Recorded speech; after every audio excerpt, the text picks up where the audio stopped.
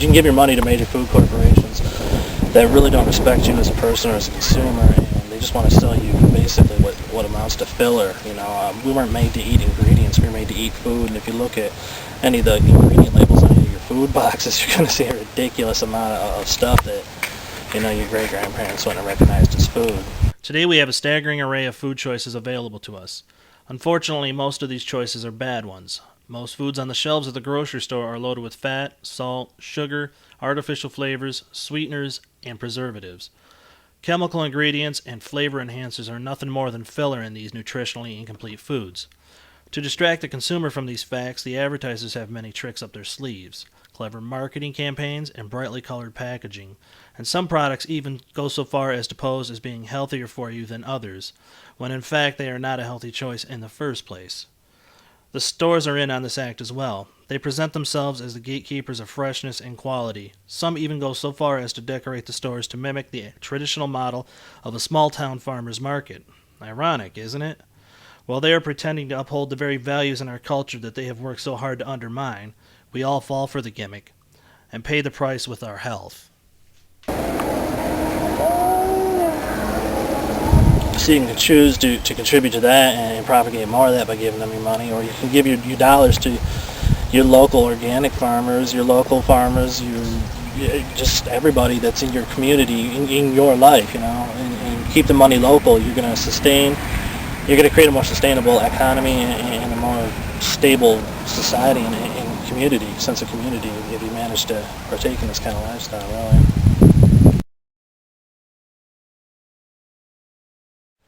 One of the things I learned about biodiversity was that when you go to a sustainable system, it's going to discourage this monoculture of growing just corn or growing just soybeans. Some of the farmers in our country are farmers, but they've only grown a few crops for so long, and what that does is put a very heavy stress on the soil and the whole ecosystem going on, and you're not making maximum use of land or your resources when you hear this monoculture system, which is why science in progress has had us resort to things like using all these chemicals, these fertilizers, these different techniques to kill the organisms that they didn't want in the soil, and inadvertently killing the good ones. And then, that's okay, we got a new fertilizer supplement for that, or we got a new antibiotic or a hormone or a new GMO to combat this. You don't really need these innovations and these technologies when you stick to a more sustainable system.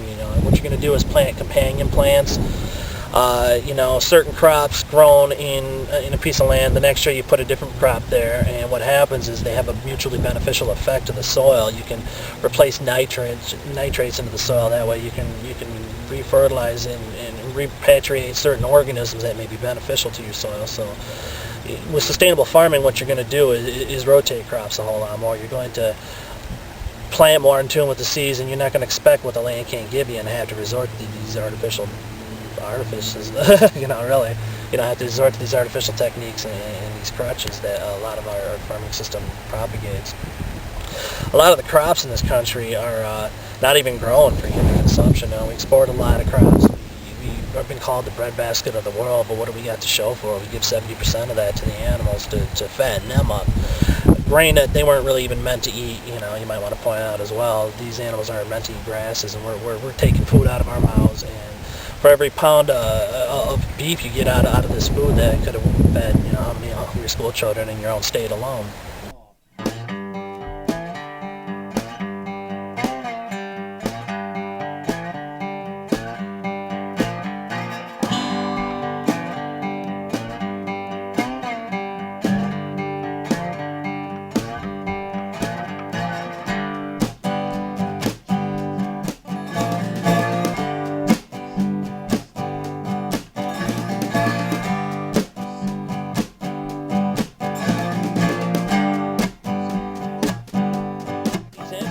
In this film is something that people could apply to their lives in general. We happen to live in Greenville, Michigan, about a half an hour away from Grand Rapids, which is a moderately sized, pretty nice city.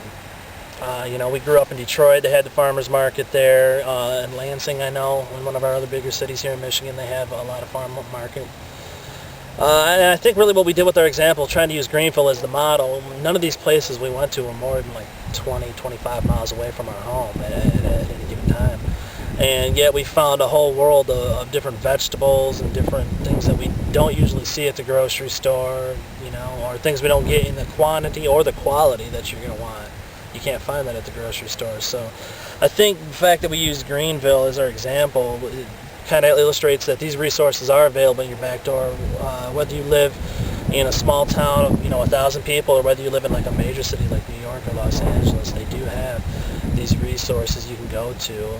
In our example, we took advantage of roadside stand farmers. There's a lot of farmland around here, as you can see from the video. We looked up a lot of CSAs. We're actually going to partake in one coming next spring. We got a CSA that we're going to go for our business and do a couple subscriptions. We have a big Amish community around here, so that was a resource that we would have that you might not have, like, say, Los Angeles, but, it's definitely a community resource that we looked into.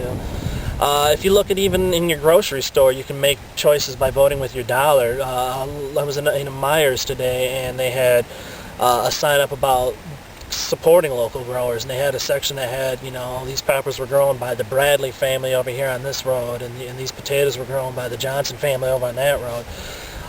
10 miles away, 15 miles away would tell you how far. So even the bigger companies, like Walmart and these other fast food grocery chains really are cashing in on organic, and they're really cashing in on the whole local grown phase. So keep voting with your dollars and research your options that you have. The internet's a wonderful thing. I found probably 50 different places I can go and visit in my quest for local food, like 50 people advertising on the web, and that's not even the sources that aren't advertising. Word of mouth, you get to meet people at these farmers markets and at these roadside stands and all these different places that we've been going, and we just keep hearing more and more. And really what I thought, well, what are my options for local food? I got the crummy grocery store down the street. That's my local food. When I came up here last year, I was kind of thinking that. And just in the last few weeks researching stuff for this film, I found such a plethora of different resources, and just even thinking about it and voting with my fork really opened the door to a whole new world for me. And I think that's something that's missing in a lot of people's lives, and I think everybody's got the opportunity to do that, Over the summer, we made it a point to visit our local farmers market on a weekly basis. And utilizing the local farmers market, we not only reduced the weekly grocery bill drastically, but we also had a chance to meet others in the community who shared many of the same beliefs we held about the value of locally grown foods. We had the chance to meet the farmers growing our food, to share recipe ideas, and even try some new foods we had never had before. We found several different varieties of basil, all extremely different from each other. We found several heirloom varieties of vegetables, such as round, heirloom yellow lemon cucumbers, wildly colored and patterned squash we had never seen before. I also had the chance to try okra, as well as huckleberries, two classic country favorites that I had never before encountered, but fell in love with immediately. One of the nicest things about the farmers market was getting a chance to meet the people whose work we appreciated so much, and to get to see the people who work so hard for the money that we spent at the farmers market. It felt good to know that these wonderful people were getting a fair price for the efforts of their labor. I'm making a little video about sustainable living and natural food.